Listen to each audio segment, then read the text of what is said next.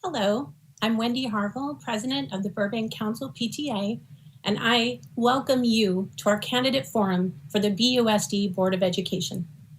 The Parent Teacher Association's mission is to make every child's potential a reality by engaging and empowering families and communities to advocate for all children. We are honored to be co-hosting this candidate forum with the League of Women Voters. Being educated about candidates for public office and what they stand for is critical to voting and maintaining a strong democracy. The questions that we will be asking today have been received from the public. We would like to thank the City of Burbank for making this virtual forum possible. We would particularly like to acknowledge the assistance of Simone McFarland of the Burbank Public Information Office and her staff. And I would like to now introduce you to our moderator for today's forum, Rita Zwirn. Rita is a longtime League of Women Voters member and has had many years of experience in conducting forums. Rita. Thank you, Wendy. Hello, and welcome to the candidate forum for the Burbank Unified School District Board of Education. This forum is being televised live this afternoon on the Burbank Channel, Spectrum Cable Channel 6, and AT&T Channel 99, and will be replayed at various times until the election date on the Burbank Channel, as well as being available for viewing on demand on Burbank's YouTube channel and the City of Burbank's website. The candidates for Board of Education are Dr. Armand Agakanian, Steve Ferguson, Emily Weisberg, and Roberta Reynolds. There will be a series of 12 questions during the forum. The first question will be addressed first to candidate number 1, who will have 2 minutes to respond. Candidates 2, 3, and 4 will then have 1 minute each to respond to the same question. The second question will be addressed to candidate 2, who will have 2 minutes to respond, followed by 1 minute responses by candidates 3, 4, and 1 in that order. Following the question period, the candidates will be given 1 minute each for a closing statement. During these responses, our timekeeper will alert the candidates of the time remaining with signs of 1 minute, 30 seconds, 15 seconds, and then a stop sign when they're out of time. A clock timer may also be seen on the screen. We'll now begin with the questions. Question number 1. We all look forward to the day our children can return to school, and we know the Burbank Unified School District will follow all state and local guidelines and mandates. However, even if not mandated, what measures do you want to see in place to make sure our children are safe in the classroom? Are there any specific facility upgrades you feel are important? Dr. Agakanian, your 2 minute response, please. You're on mute. Good afternoon, everyone, and thank you very much for the opportunity. So as you're aware, because of the pandemic, our communities and students have been grappling with things like distance learning and new challenges when it comes to technology, food scarcity, and homelessness. As far as the district goes, we've already have come up with a plan B and a C in terms of hybrid, or if we're going to fully open the schools. We do have a reopening committee, and we've been working with the committee for the past several months. But let me, I would tell you that as of right now, we are following the guidelines from the state, and we will not be opening our schools. As far as my opinion, we will not be opening the schools unless we get the green light. We're not going to be jeopardizing the health of our students, parents, and of course our teachers. Now, there are a couple of things that we need to talk about quickly. and I will make this, sorry, I have 1 minute, I'm looking at the timer. So as you're aware, LA Unified has been successfully partnering with UCLA, Stanford University, Johns Hopkins University, and Microsoft and Anthem Blue, as well as Cedars-Sinai, to bring forward a COVID-19 tests and to help with the district. They announced in September 14 that they will have tested 5,400 staff. Currently, a smaller district like ours or medium size, we do not have the same testing, and this costs money. So I am encouraging everyone here to write to our legislators. I know that Senator Portantino is putting forward a letter from the Five Star Coalition that we're part of to ask for this support because this is going to require additional funding from the state. Thank you very much. Thank you. Mr. Ferguson, your 1 minute response, please. Thank you. And I agree with Dr. Aghakhanian. The priority has to be to get our kids back in our schools as soon as possible. We know that that's the learning environment that works for a vast majority of folks and the vast majority of our kids who are currently now struggling in this remote model. But keeping safety first, what I will say is this. My focus has been making sure that supply chains remain open. And so, yes, there may be some things we can do in regards to scheduling that makes life a little easier and safer for our faculty and staff. But I don't want to send back kids to school if we can't guarantee that we can get masks when we need them, that we can get protective shields when we need them. And we're just not there yet, even if the world seems ready to open up. So for me, it is about making sure supply chains for remote learning and for in-person learning are open before we commit to reopening our schools. Thank you. Ms. Weisberg, your 1 minute response, please. Thank you so much. So along with what Mr. Ferguson said about the availability of PPE, I think we also need to prepare, obviously understanding that being in person is the way to go, that we need to make sure that there's a hybrid model still available for immunocompromised students, teachers, and classified staff. And then we also need to focus not only on the safety of our students, but the safety of our teachers and the safety of our classified staff.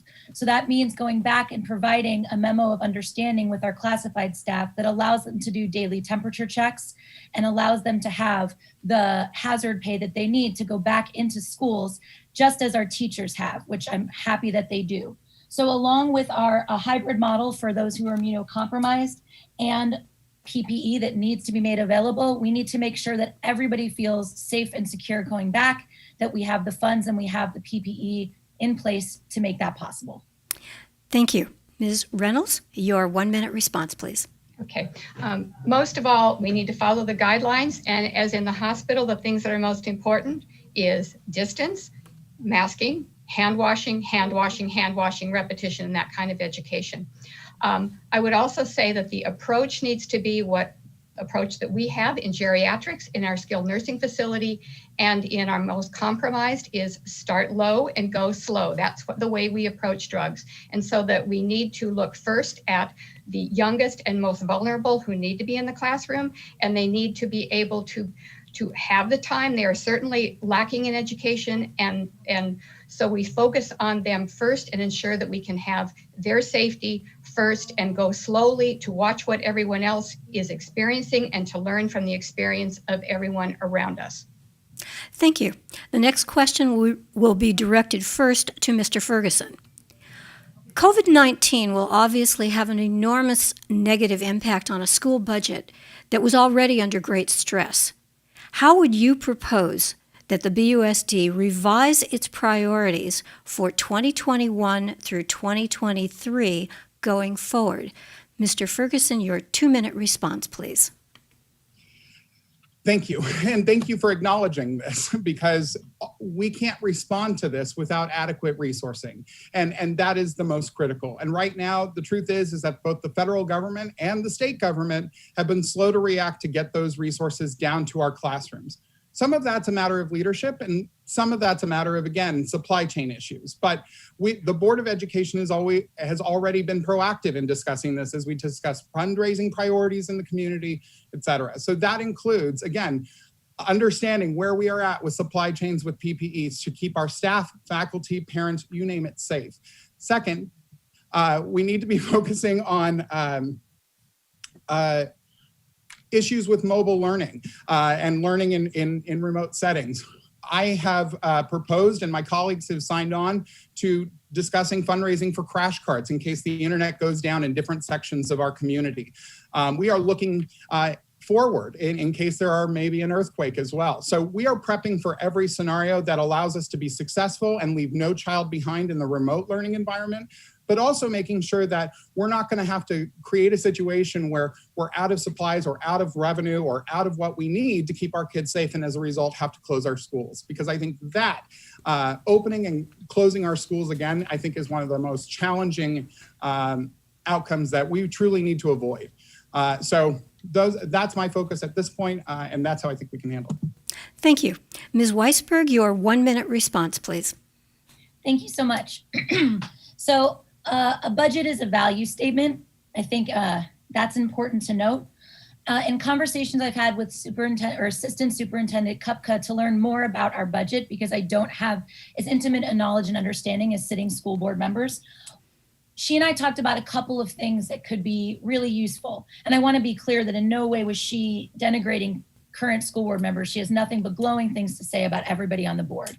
Talking about looking at specific things such as no bid contracts that the district has, looking at how we can have a larger reserve for issues like this, taking a look not at what could be done at the state level, because right now we don't know how much we're getting, but looking at what we can do through community partnerships, through looking at very specific things in our budget and trying to come up with a realistic plan that doesn't rely on somebody on the federal or state level giving us more money, because we know the likelihood of that is small.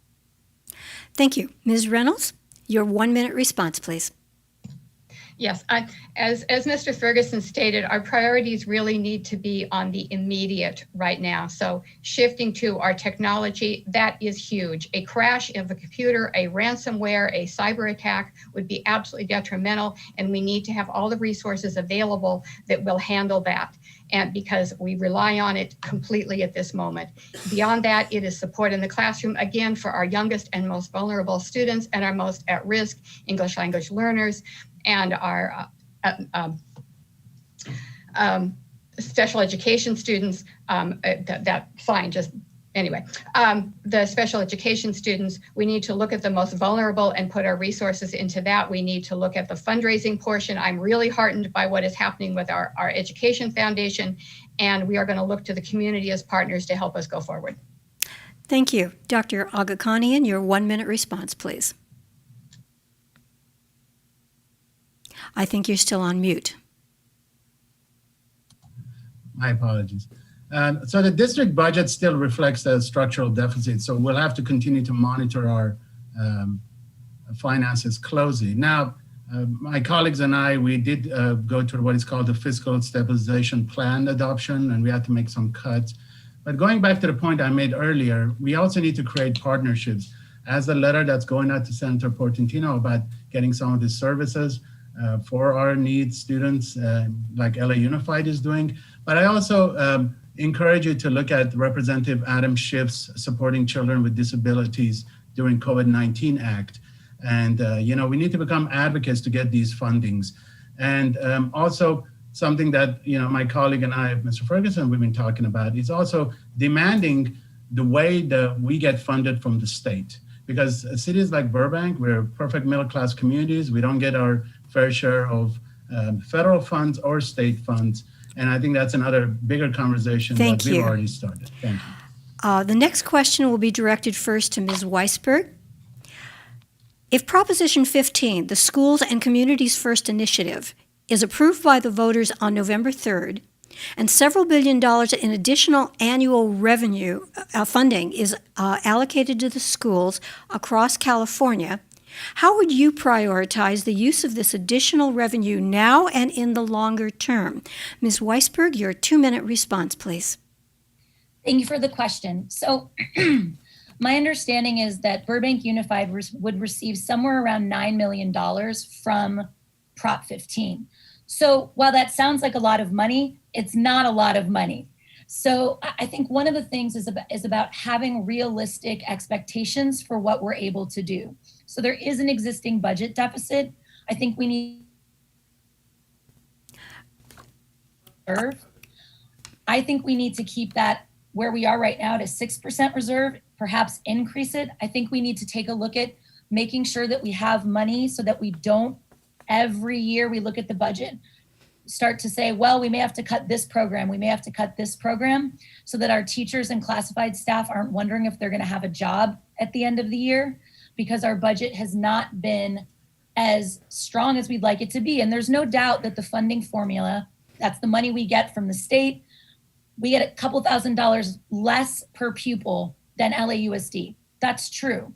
So when we're talking about a $9 million deficit, that's not going to cover that, but we need to look at our students that have our most at-risk students, our programming for English as a second language, our special education students, looking at our GATE programming, looking at programming like that to see if we can allocate some funding there. But also, as I said before, with $9 million, a lot of that is going to be either in reserve or to cover the budget deficit that exists already. I wish we could say, let's talk about covering the difference in salary between Burbank Unified teachers, Glendale Unified, and surrounding districts. I don't think by any stretch of the imagination that money will cover it. But to your point about thinking long-term, $9 million won't get us long-term, but it will begin the conversation. Thank you. Ms. Reynolds, your 1-minute response, please. Yes, I think budget stabilization is very, very important, and I have no disagreement on the fact that that is where we need to place one of our priorities. We also do need to look at the retention of our staff, because we are in a teacher shortage. We are competing with everyone around us, and we need to look at what we can do in the long run to stabilize and attract our staff, keep them, provide the professional development. And I think one of the things I've been excited about with COVID-19 is the amount of progress we have made in what we've always said we wanted, which is professional learning communities, and giving our teachers the chance to support one another, develop one another. And I think that needs to be an ongoing commitment. And at this point, at least COVID has given us a little bit of a collateral benefit, and it's given a jump start. Thank you. Dr. Agakanian, your 1-minute response, please. You're still on mute. I apologize. Our son is here, so it's going back and forth, so I'm putting it on mute. So, if Proposition 15 passes, it will only cover, again, a part of what our needs are. And also, I want to remind the viewers that CalSTRS and CalPERS temporary rate reductions, which will end in 21-22, it will come back in 22-23, and it will return to the higher levels. So in terms of priority, I think our number one priority should be reopening and, providing the sufficient funding for reopening from all the needs that are necessary for the reopening, which will be very costly. But also, what's happening also with COVID is that we're having a lot of students who are going through anxiety right now. There is the whole the depression, and we need to also make sure that there is funding for that. We need to look at hiring more counselors. We have to refocus on mental health, even though we've done a great job as a district. But also, at the end, we have to remember that comes. Oh, thank you. Thank you. Mr. Ferguson, your 1-minute response, please. Thank you. Here's the challenge is that, we look at Prop 15 and we're going, thank goodness, there's a relief. But the reality is that we have a systemic funding problem, and that funding problem is driven by leadership at the state. So while we can pretend that we can try and solve it locally, we've tried to pass 2 parcel tax measures in this community, and that's all we got. That's all we can do. And neither time it has passed. So here's the deal. With $9 million, Dr. Weisberg is correct. It's not a ton of money. And we do have to keep competitiveness when it comes to attracting and retaining the very best of employees at a higher priority than ever before because of the cuts that we've had to endure and the funding differential that Dr. Weisberg additionally spoke about. But I believe that what the money we do have, we need to be bolstering around our SPED populations in this time of coronavirus, bolstering around our English language learners, and trying to bring back a more robust vocational education program to, again, give those who aren't college bound still chances. We've kept those programs around, but the county continues to cut them. So that's Thank my you. The next question will be directed first to Ms. Reynolds. The isolation and challenges of distance learning are having a significant impact on the mental health and well-being of our students at every age level. What steps need to be taken now and in the post-pandemic future to ensure that student development is not impaired long-term? Ms. Reynolds, your 2-minute response, please. Thank you. The mental health challenges with this are certainly not even limited to our students. They encompass our parents and our teachers as well. Our teachers are under tremendous strain to be able to provide this education. Our parents are absolutely struggling to deal with the children in the home and everything that they have to keep that small child in front of a computer or on task for very long periods of time. We have an incredible partnership in mental health, and we have an incredible partnership in our mental health plan. This district has had a priority for, I would literally decades, for mental health. We currently have 2,000 students being receiving mental health services. That has been a priority for 30 years. And it will continue to be a priority, and it will have to be a priority. In addition to when we get back in, our wellness centers and the opportunities that those afford as well. We need to look at partnerships with the city and our other partners in the city for childcare purposes. Childcare is causing a tremendous mental health strain on our parents, with both the fear of having it, not knowing what to do with their children, and being able to provide it. So we really need to look at those partnerships that we currently have for both mental health and for bolstering childcare. Thank you. Dr. Aghakhanian, your 1-minute response, please. I do agree with Dr. Reynolds, and this is a concern of mine. As someone who teaches at the college, but also deals with students, I've seen an uptick in cases of domestic violence, depression, homelessness, and part of my job is also to raise money to support these students. I think we need to be smart about this. We need to look at federal funding. That's why I mentioned Congressman Schiff's legislation earlier. We need to continue being advocates and try to ask for additional funding. This is one of my top priorities. I am very concerned about, the state of our students when they return to our schools. But it also applies to faculty and staff. As a teacher, I can tell you it's very difficult, teaching in a distance learning. But I believe that as a district, we've done a great job, as my colleague said earlier, with the mental health program and what we've done. We need to continue our partnerships also with other institutions as well. Mr. Ferguson, your 1-minute response, please. Thank you. And kind of in agreement with Dr. Reynolds, this is a problem that expands far and wide. Our students are experiencing this. Our parents are experiencing this. Our employees are experiencing this. There's a lot that everybody is managing right now. And the honest to God truth is that we're not going to even solve that in one 50-minute session with a therapist. We have done extensive work to ensure that students have access to mental health services on campus and off. The thing I think we can be doing is starting to, again, make resources available and publicize resources such as food, childcare, and other options, which again are contributing to stress in the home environment. And then last but not least, give our parents as much of a long-term heads up when we are going to make big transitions. That will help all families have more time to plan, more time to have conversations with their kiddos before things happen. So again, I think it's a mixture of making our services known that are available, and also spreading the word about upcoming changes and transitions. Dr. Weisberg, your 1-minute response, please. So I teach 7th and 8th grade history. And so I've seen firsthand, since we went distance learning last year, the effect this has on our students and our parents. It's been heartbreaking to watch my students break down crying and they don't even know why, and to watch my colleagues do the same thing. So a couple of things that I think are really important is to focus, similar to what Mr. Ferguson said, clear, consistent communication with families. Here's what we're doing. Here's where we're going. Here's what we're providing. I'd love to ask our fabulous staff in our wellness centers, what training are you doing to learn new techniques, new strategies, new practices to support this uptick in anxiety and depression? Also, students who are dealing with debilitating headaches because of screen time. So what are we doing as far as training for ourselves? Lastly, I would say, what kind of programming can we offer our teachers and offer our parents as far as support? Are there ways that our mental health services can support our teachers, our staff, and our parents? These are big, important questions, and they should all be asked. Thank you.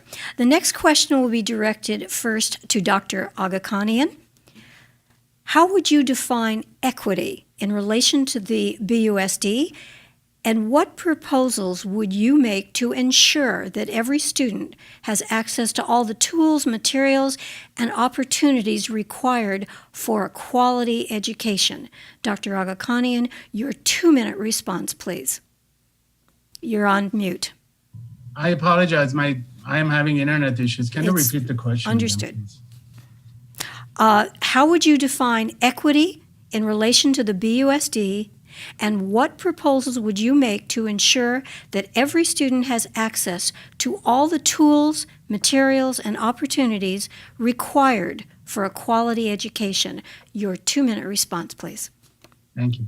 So as the co-founder of the district's Equity, Diversity, Inclusion Committee, my colleagues, Mr. Ferguson and I, we founded this committee last year to address some of these concerns you just asked. And as the current chair, I can tell you that I'm very proud of the committee. It's grown into 21 members. It includes teachers, faculty, and also members of the community and parents. I think the key is to make sure that we understand what equity is about and what it is, and also talk about some of the issues out there when we are talking about, making sure that all the services are available to our students. I think we've done a good job in terms of representing our community and treating our students and stakeholders with equity, and also providing the best kind of an education. The best education there is the first-rate education. But I think the key is also in partnerships. I know that we've partnered with the PTA now. We have also teachers have created their own equity and justice group. So I think one thing we need to do is we need to talk about what equity is really about, and also, encourage people to get involved in these committees as well. And I can tell you, to me, it's not enough to support diversity or to try not to have biases. We must actively create diverse spaces and resist biases and teach others to resist bias as well. So this is very important. This is a conversation we've started last year. And I think, we want to make sure that everyone understands that the district is aware of this. We're going to bring this forward, making everything not only available to our students, but talk about some topics that, it might be difficult to talk about. So I'm happy to say that, as a district, we've already started this. You're going to be hearing about some of the proposal we brought forward. But again, as I said in my statement before, my job is to provide the best education possible to our students. Thank you. And that's public education. Thank you. Thank you. Mr. Ferguson, your 1-minute response, please. Thank you. I believe that equity as it relates to our district is ensuring all students and staff have the experience that we are hoping for, and have the resources necessary behind them to experience what everybody else should be experiencing. Again, providing the resources and support necessary so that all people have an equal experience on our campuses, or as close to that as possible. What that means is an extensive amount of work that needs to take place to ensure that not only do the books that our kids read reflect the diversity of our incredible country, but also that the people in front of the classroom and the people in charge of the classroom also represent the diversity of experiences and backgrounds that are so easy to run into in our school district. And so that's going to require a top to bottom review of our employment practices, our curriculum, and yes, our discipline practices as well. And this is a journey we're going to do together, and I know Burbank is going to more than rise to this occasion. Thank you. Dr. Weisberg, your 1-minute response, please. So I think we have to understand foundationally that equity and equality are different things. We're not talking about giving everyone an equal experience, right? We're talking about the foundation beneath that, meeting students where they are so that they can rise to have an experience like Mr. Ferguson said. And I want to talk a little less about resources and talk about it in a slightly different way, which is to say that, similar to Mr. Ferguson said, our students need to see themselves in what they're being taught, in the books they're reading, in the curriculum they're receiving, in the teachers who are teaching them, in the administration, in discipline practices. It is a systemic, lifelong commitment that the district needs to make. I'm very lucky to be sitting on the Diversity, Equity, and Inclusion Committee, and I've seen the passion that our parents and our teachers are bringing to this. I know the commitment is there. I think once we communicate clearly with the larger district community about how vitally important this is for our students, we'll really be able to tackle this head on as a community. Thank you. Dr. Reynolds, your 1-minute response, please. I'm very proud of the work that has already been started with our Equity, Equality, and Diversity Committee inclusion. I think the work is tremendously important, and we need to have all of our students feel safe and understood. A measure to do that is actually listening to the perspective of each of the students and the families, and taking all of those perspectives into account in all of what we do, in revising our curriculum, in revising our practices. Another place, and if just adding in the resource part of it as well, I'm also very proud of the work that is being done in our fundraising oversight committee. We have had some challenges across our schools, with different schools having different resources available to them, families with different amounts of resources, and we are really trying very hard to bring that into the place where we can have an equitable experience across our district at all of our schools with all of the same opportunities. Thank you. The next question will be directed first to Mr. Ferguson. Burbank is a diverse community. What proposals would you put forth to ensure that the BUSD is a diverse district, from its administration to its teachers to its curriculum? Mr. Ferguson, your 2-minute response, please.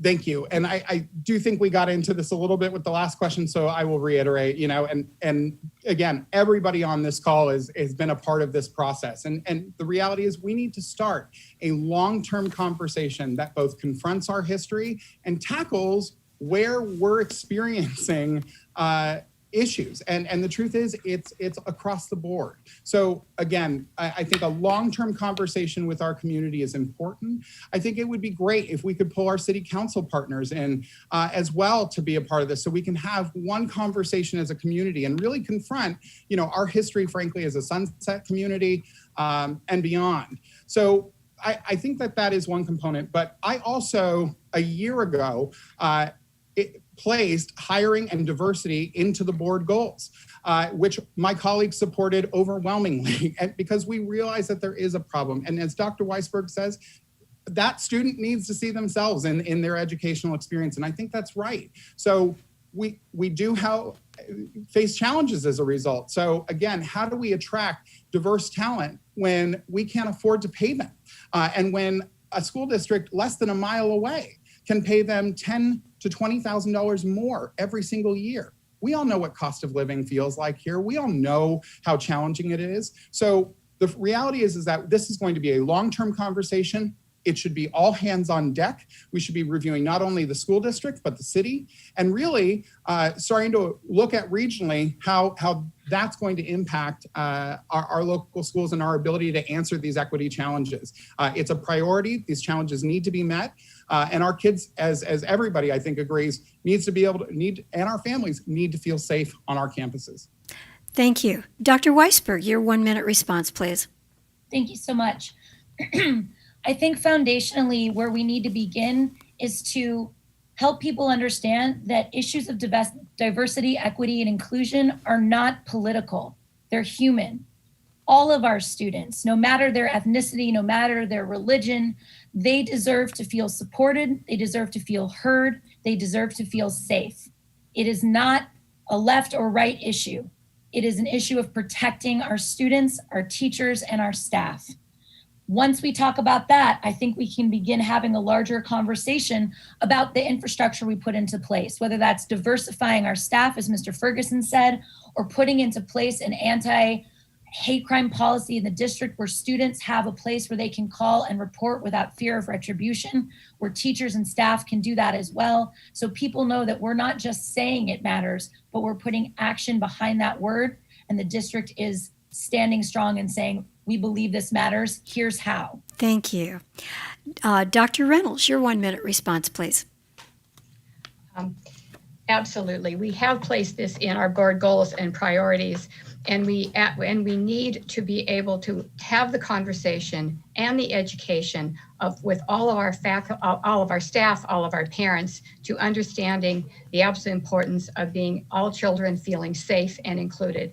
And I would have to return once again to what I said about the listening to perspectives, because there are so many perspectives and individual experiences that come forward with a result from our curriculum, from what is happening in our schools. And we need to be very, very careful about listening to all of those perspectives and understanding that everyone's perspective is absolutely valid and it comes from their experience. Thank you. Dr. Agakanian, your 1 minute response, please. Thank you very much.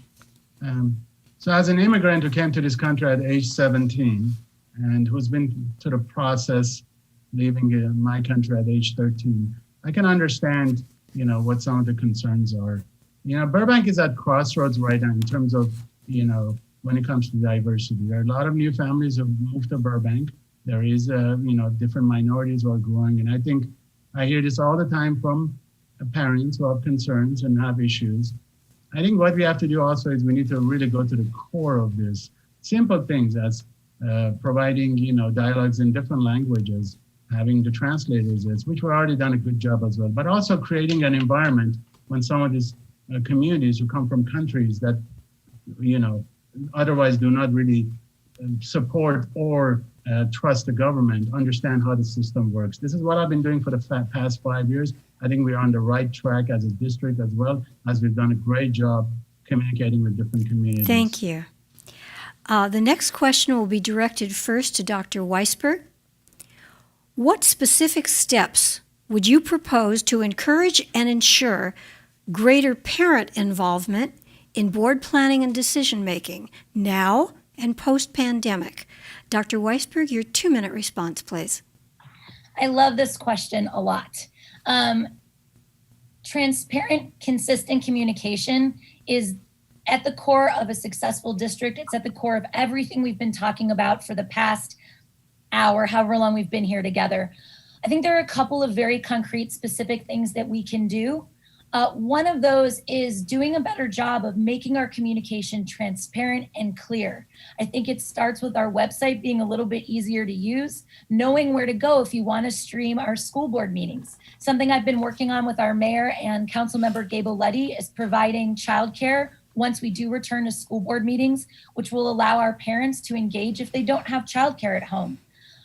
Something along the lines of providing a glossary of terms at school board meetings, either online or in person, because everybody on this call knows when you start to talk educational jargon the way we all kind of fall into, it sounds like you're talking a foreign language. So how can we bring people in simply with just providing vocabulary that everybody can understand? I also think the process of forming committees and commissions needs to be much more transparent. There needs to be an application process. For our reopening committee, I don't believe that there was. I might be wrong, and I think it's natural to want to pull from people that you know are involved, but let's reach out and make sure there are representatives from every single school, that we're offering up the opportunity in multiple languages, that we're making sure that parents are feeling heard and communicated with so they know when meetings are happening, they know their voices are being heard, and that they're receiving constant communication. I'll go back to that again. So they feel like they're hearing from us, not just when something bad or something good is happening, but they're hearing from us all the time. So they're building that relationship. They feel comfortable. They understand what the school board is doing, that the school board is here to advocate for them. They feel comfortable reaching out and they feel part of the process, which foundationally is how we all want to feel if we're going to participate. Thank you. Dr. Reynolds, your 1 minute response, please. We have certainly had challenges in communication, as every large organization does. And in the past months, we have also had the fact that under our stabilization plan, we had to reduce resources for actual people involved in that communication process. one of the things that I'm looking forward to once we get back to being in person, my favorite board meeting style is the board study session or the board meeting, which is a discussion meeting perfectly appropriate under the Brown Act, where there is no action to be taken. And we have done many of those in the past, but with COVID, we have been away from that. And I can only say I am so looking forward to that happening. The one additional benefit to all of this is that we can add on the virtual part of it, which was not something we had done before. And now we can, and we know we can do it, and everyone's comfortable. So I'm looking forward to being able to meld those two things so that we can have greater participation for someone who can't get to City Hall. Thank you. Dr. Aghakhanian, your 1-minute response, please. Thank you very much. First thing we got to do is we got to break down the language and cultural barriers. And this is something that I've personally experienced here as my mother being a teacher and being my guiding light for my education life. When we came here, she didn't understand the system, didn't speak the language, and that became problematic. Because as a 17-year-old, I was the one that would go and inform her, and that was very difficult. I think we need to also look into smaller issues. Why is it that certain communities are not getting involved? There are studies out there that can explain, and also having people like me who've experienced it firsthand.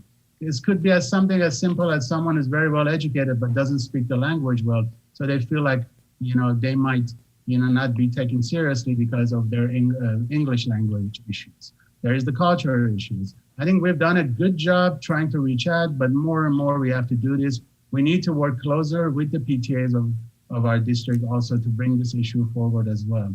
But again, I think we need to start really doing a micro study about Thank the you. reasons why. Mr. Ferguson, your 1-minute response, please. Thank you. To agree with Dr. Reynolds and Dr. Aghakhanian, this is a challenge. We have 30,000 parents and guardians in our district. How they want to communicate, some via email, some via text message, some via phone call. It's a lot. And as Dr. Weisberg said, is there room to improve? You bet. Always. We do face limited finances. And yes, when we had to choose between classroom teachers or a public information officer half-time position, we chose classroom teachers. So that, yes, certainly makes things more complicated. But the board as a whole has tried to make itself more available. We've changed our meeting time from 6 p.m. to 7 p.m. so families can go home, feed their children, and then come back and participate. We also opened up the Ed Walk and did Saturday walks where people could come join us on the Chandler bike path.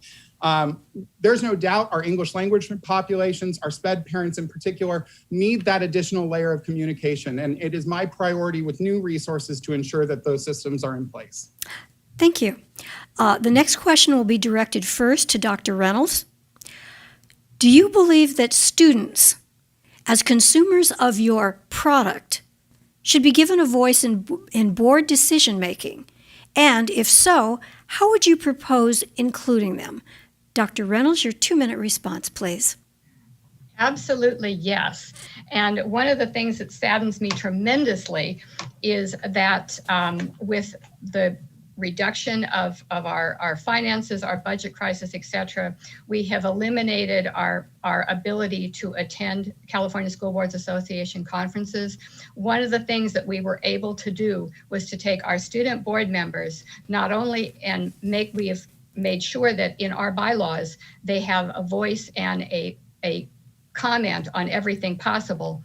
We have taken them to those meetings to give them the opportunity to network with other students across the state and to listen to all of the all of the information in our general sessions and all the workshops. And that was a tremendous opportunity that fell apart when we had to start reducing our budget. Absolutely, the students are vital.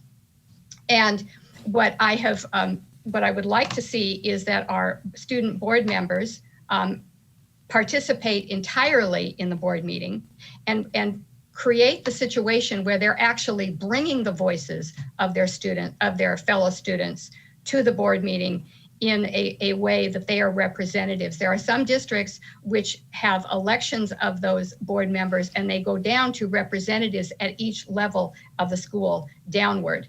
And I think that is a tremendous opportunity that we could incorporate to actually have that become a very legislative process with our student board members. Thank you. Dr. Aghakhanian, your 1-minute response, please. I agree with Dr. Reynolds. But I also believe that, when it comes to our students and having their voice heard and having them being even more, be more involved is, when we're talking about our representatives, I also like to have them at least once a month or once every other month to have some kind of a forum at the schools where they're the ones who really are leading the forums and having students come forward. I want to see more surveys done to them, to their students, because they work with the students on a daily basis, meaning they are students themselves, so they know how this is done. But also, I also want us to look at legislation that, empowers students when it comes to voting. I know there's a proposition for students to vote at a younger age, and I think that also empowers them more. More and more, we have to get our students involved, not only as being part of the process, but also for them to become strong advocates for our schools. I think that's something that we need to do a better job getting them more involved. Thank you.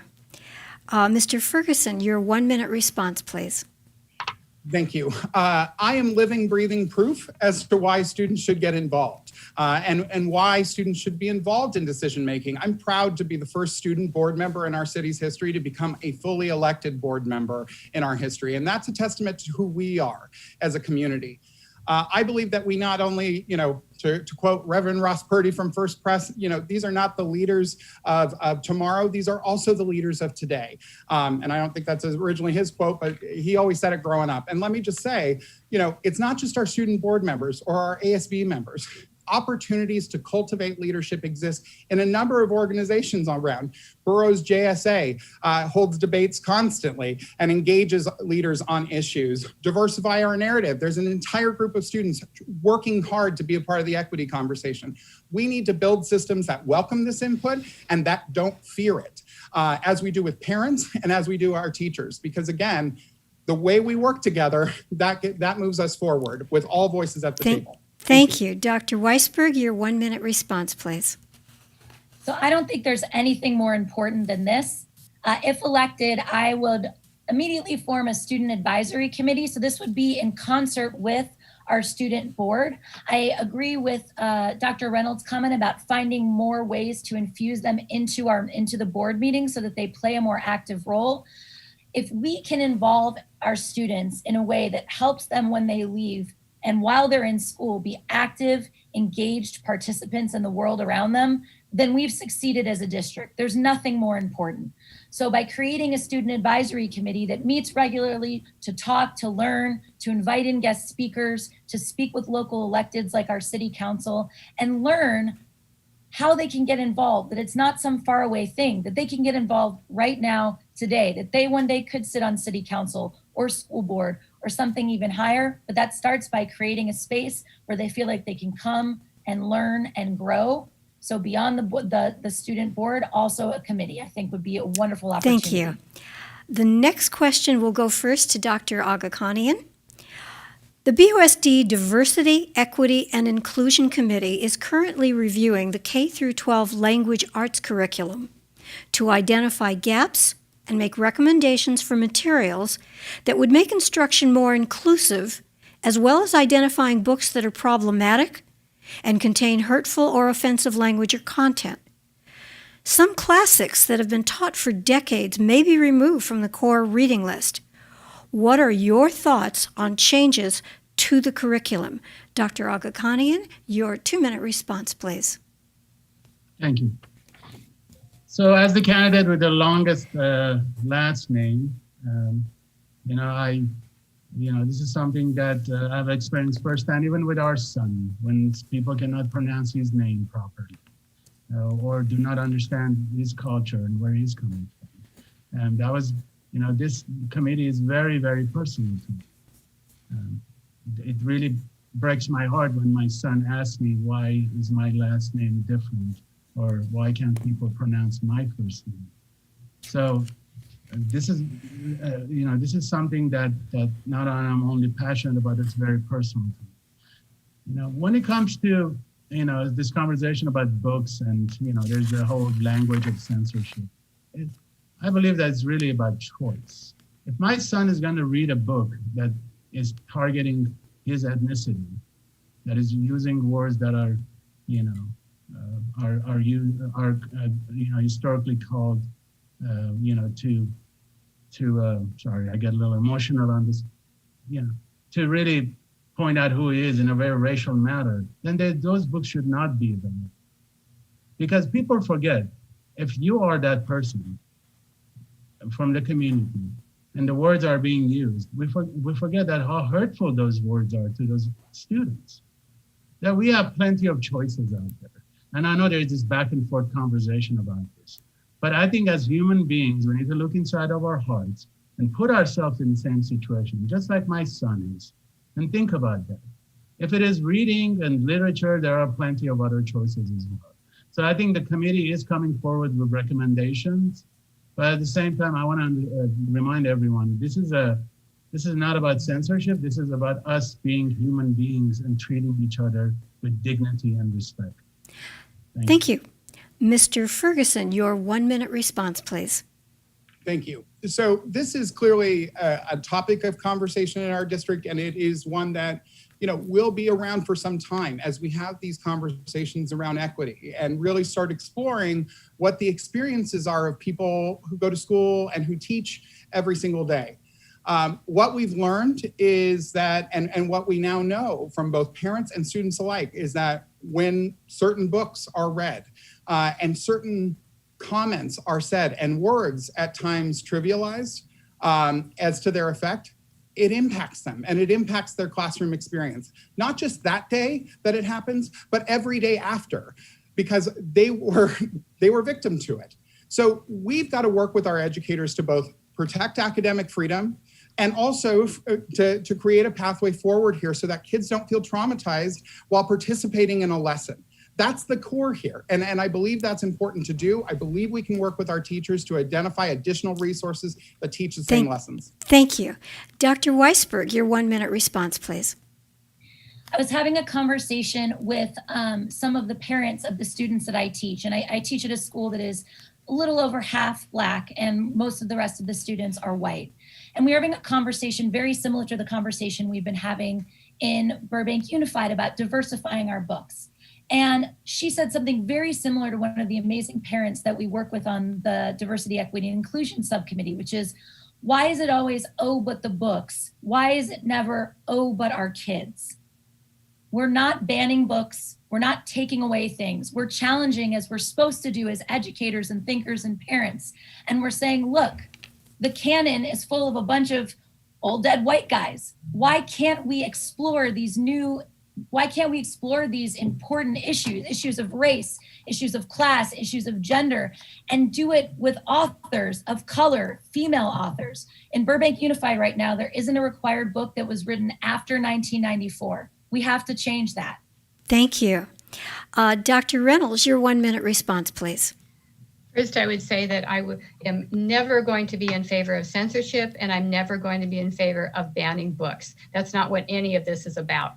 This is about the choices and allowing there are tremendous numbers of choices that can be used in the classrooms. We have amazing teachers who can teach from probably any book they pick up, and they could actually provide education and opening the child's mind just by the book they pick up. I think the important thing is in listening to the perspectives of those that may be the only one in the classroom. And if they're the only one in the classroom, what they are feeling, I think their voice is very, very important. And we need to absolutely listen if there is any possibility that a child is going to be harmed in any way. Thank you. The next question will go first to Mr. Ferguson. Assuming adequate funding is available, what are the criteria in the district's facilities master plan for ensuring that additions and upgrades are made in an equitable and needs-driven manner? Mr. Ferguson, your 2-minute response, please. Yes, this has most recently become a concern, certainly. What I will say is that when I joined the board, a large part of the decision-making was done as it came to Measure S dollars, as it came to the calendars and timelines in which they were done. And so, I wasn't wholly a part of that process, I will say. Having said that, since then, we've experienced things like construction delays, site-based issues, et cetera, and that has, frankly, made people upset and made them feel like this is not an equitable process and that they've been left out of thinking and left out of process. The challenge is again, centralizing not on things we can't control at the state level, like DSA inspections and inspections to make sure what we're building is safe, but again, communicating here at home when those shortfalls happen. Recently, in a situation at Disney, we didn't communicate like that. And all of this board was the first to jump on and say that needs to happen. So I think in the future, if additional construction needs are there and are present, which they always will be, that we first, again, look at the spaces that don't have access to those resources currently or who haven't been able to adapt what they do have in order to meet those needs. Those should be prioritized first. And then, of course, any safety, immediate safety needs, those should be answered as well. So. Thank you. Dr. Weisberg, your 1 minute response, please. Thank you. So I have some questions in regards to, and these are questions, legitimate questions that I don't have the answer to. Something that has concerned me for a long time is how Burbank has seemed to shift away from being a union town to being, what's the word I'm looking for? A little nervous or a little unsure or untrusting of our unions. I think one of the things that I would really want to take a look at is what kind of relationship do we have with our unions? Are we contracting with unions when we are looking at these new facilities that we're building? Not only about the facilities that we're building, but I believe that when you work union, you work safer, you work better. And so are we allowing unionized workers and unions to be building these things? Do we have project labor agreements? I know this doesn't directly answer the question, but it's something of deep concern for me. If we're teaching our students about ethical living, we also need to talk about how we're ethically hiring people to build our facilities, to expand our facilities, and how we communicate that to the larger community. Thank you. Dr. Reynolds, your 1 minute response, please. Yeah, I would like to join with Mr. Ferguson in acknowledging directly that there have been times when the communication process is not what it should have been. Absolutely. And that has caused tremendous misunderstanding and feelings that there are certain schools that are being shortchanged or put at the end of the list. And in the bond projects, unfortunately, there also has to be an order starting one to the next. When I first came on the board, the school that was last on the list was Providencia, and they felt the same way. In the end, they actually ended up with more by being at the end because the other projects were allowed. I would say that it's really, really about the communication piece and about listening to and making the voices of the principals and what their needs are the biggest priority all the way around, because it's not about the district, the board's goals. It's about listening to the actual people at the site, what they need, and making sure that they get what they need to do their job. Thank you. Dr. Aghakhanian, your 1 minute response, please. Communications. Like my colleague, I did come later when the bond measure was passed, but we have the Facilities Oversight Committee, but also I think we should have something previous to that. Getting our members and all the stakeholders from the community, that includes businesses, by the way, trying to see what the needs are and where we can build and where we can't. When we're talking about equity, also look at not only the current costs, but the ongoing costs as well, because one thing people forget, there is the ongoing cost as well. But I believe that having a bigger voice from all the schools, having more forums, and talking about what the needs are, but also explaining how the process is done itself. That's one thing that we need to do a better job, letting parents know and the stakeholders know this is how it works and how we can work together to really put the money where it's needed. Thank you. The next question will be directed first to Dr. Weisberg. Are there ideas, discoveries, or innovations developed in response to COVID-19 that could be continued or adopted for the future? And conversely, is there anything that could have been done differently? Dr. Weisberg, your 2 minute response, please. I say this to my teachers and students that I work with all the time, which is nobody's ever done this before. So we're all doing the best we possibly can. Of course, we could be doing things better, but I think, every day that we make it through is a success. So a couple of things that I think that are positive that are going to come out of this our students' ability to get creative, to learn how to self-regulate in a way they might not have been able to do when they were in the classroom. I think becoming more computer literate, both as an older person and our students, that's hugely important. I think learning how to create strong, intimate connections when you're hundreds of feet or hundreds of miles away is a skill that's vitally important that our students maybe wouldn't have spent time thinking about, even with their faces and phones, same as adults. So I think using the technology and our familiarity with it, not as a detriment, but as a positive, is really wonderful to think about. Something that I think we could have done better, and I hope we continue to think about in education, is using the data. When the data tells us things like how much screen time is healthy for our students and how much isn't. I think Burbank Unified has done a good job of limiting the amount of screen time our students have. So having synchronous and asynchronous learning, that's helped a lot. We need to keep paying attention to that, especially as we move back into a world that's either hybrid or in person. What does the data tell us? What are best practices for how our students learn, how we learn? How do we make our classrooms more successful? And I think we can all serve from taking a look at the data, because research tells us a lot and we should be paying attention to it. So I think great innovation has come from this, and there's a lot more to learn. And hopefully that we'll be able to build from it. We won't look back at it as just a series of lost school years or lost months, but as an opportunity to have gained really new, exciting skills. Dr. Reynolds, your 1 minute response, please. Yes, absolutely. We haven't done this before, and there will be many, many things that we will look back and say could be improvements. I think we're still in the middle of that, so it's a little harder to identify what we need to do better because we're still living it right now. But I am excited about the fact that we have embraced now the distance learning part, the virtual part, because I think we will be able to translate that back into things that we can do, not just in a hybrid, but we can actually do in the future, because no one wants to embrace a change or technology until they have to. Now we had to. So we are able to do things that we haven't done before, and we will be able to take pieces of them, especially in focusing on a professional learning community and spending that time, because our teachers are tremendously creative. And being able to listen to one another and develop together, I think we've strengthened that during this time, and I think that's something that we really need to take forward. Thank you. Dr. Aghakhani, and your 1 minute response, please. Thank you. So I'm going to look at the positives. First, our students now are more tech savvy. They understand how online education works, but that also includes parents. So all of a sudden you have parents that are more involved, which otherwise couldn't have been able to use the computers per se.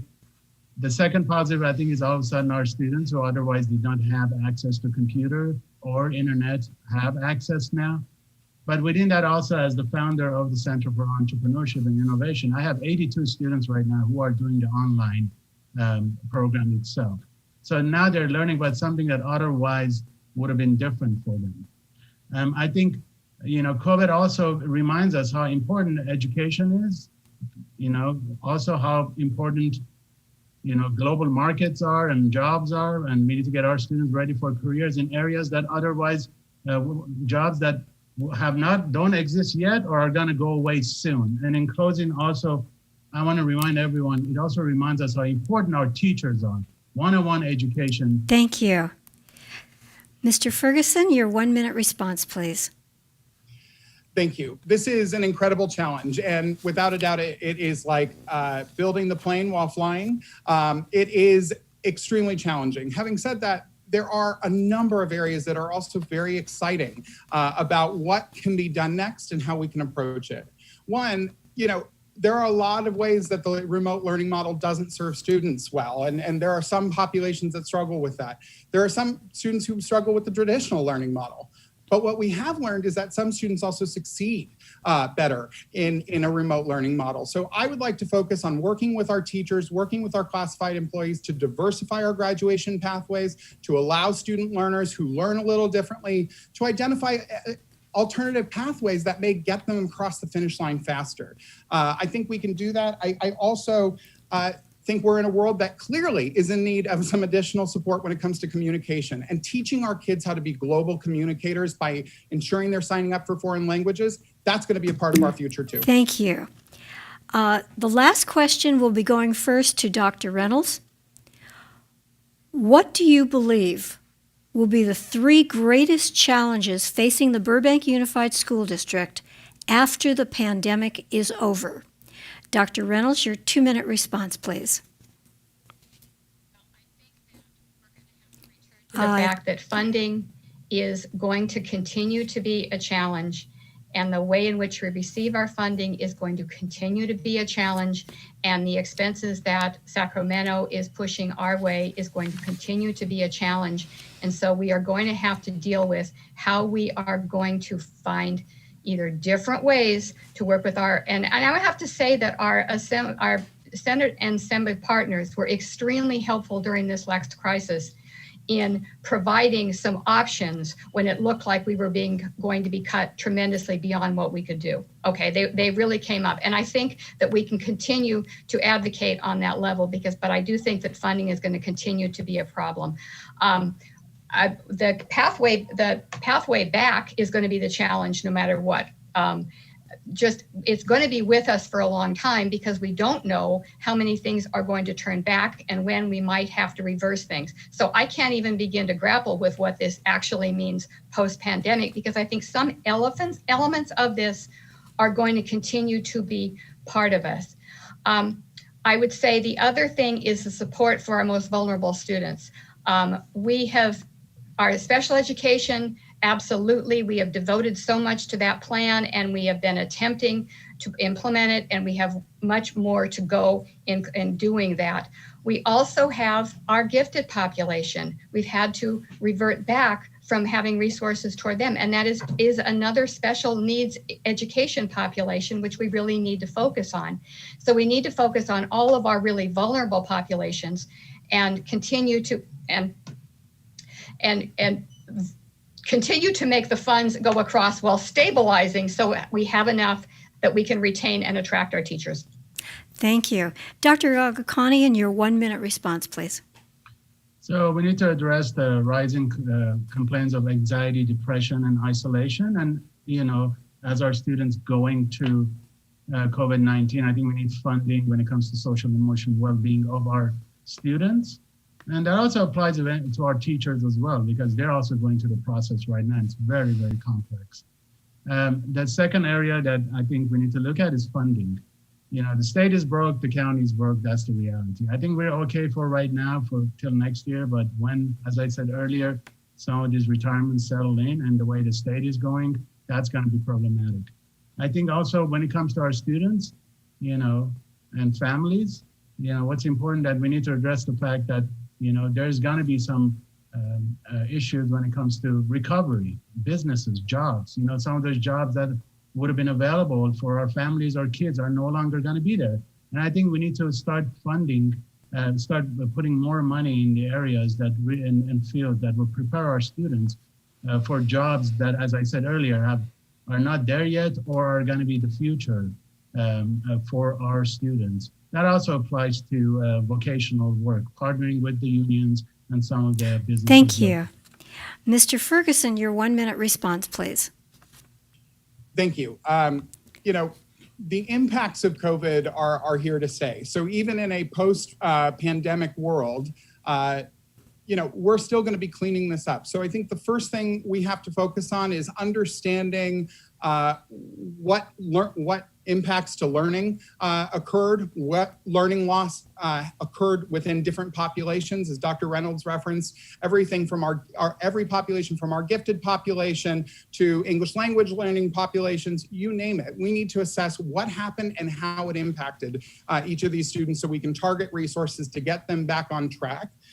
Second, obviously, is around budget and not being afraid to hold Sacramento-based leaders accountable. I know they want to push this problem down on us, but the reality is that we're cleaning up enough of their messes already. They need to fix funding.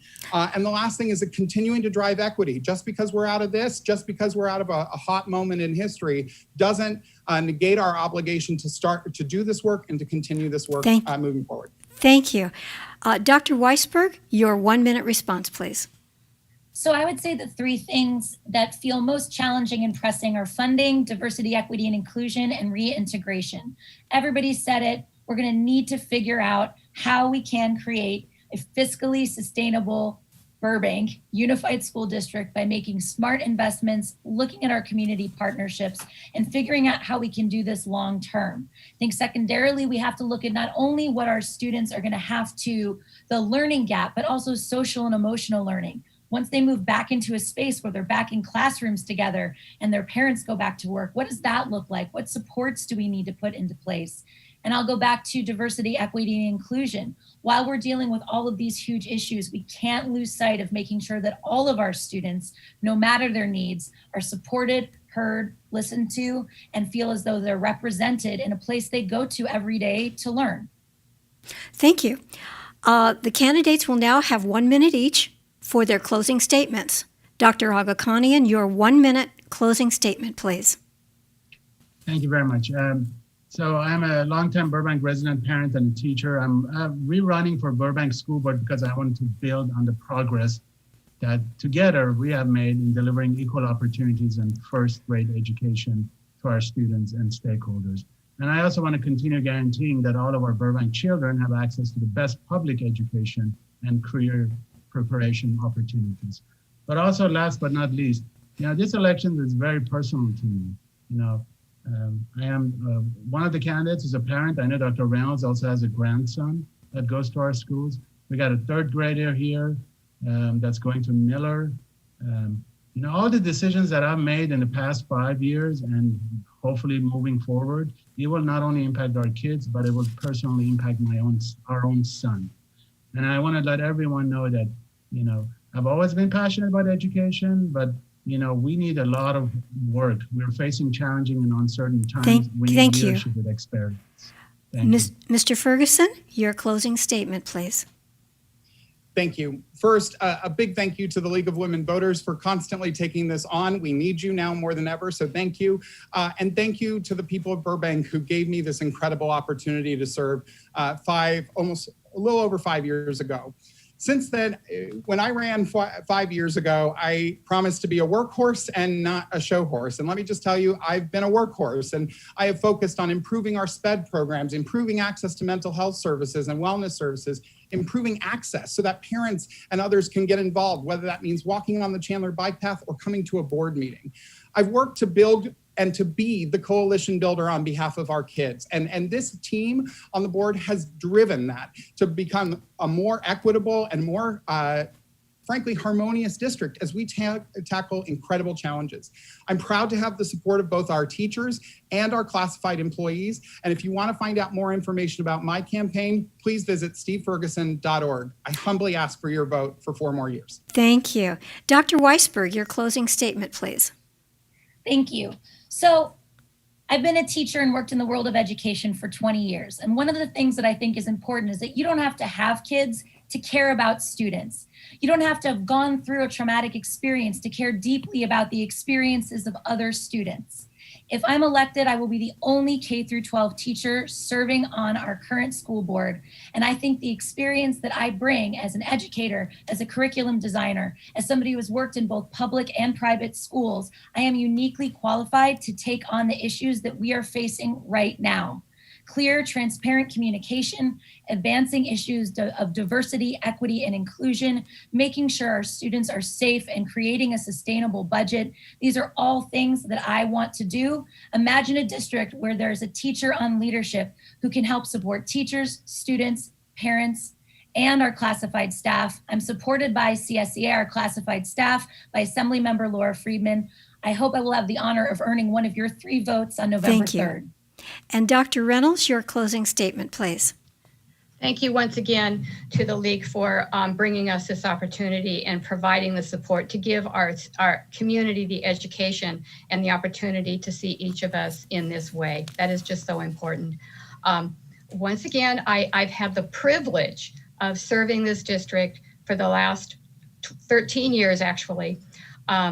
It has been a work of love because it's my community. It is the folks that I love as friends, and it is the place where my grandchildren are now going to school. So I have another 12 years of dedication to making sure that they have the best experience possible. I want to make it a place where we can support our teachers, retain our teachers, and I humbly ask for you to support me because I believe that with my healthcare experience and my experience on the board, I bring a great deal to this position, and I humbly ask for your support. Thank you. This concludes our candidate forum. Our thanks to the candidates for your participation in today's forum. We're also grateful to Simone McFarland, the Burbank Public Information Office, and the staff of the Burbank Channel for their valuable support in making this event possible. Please be sure to vote, whether in person or by mail, so that your ballot is received by November 3rd. Thank you.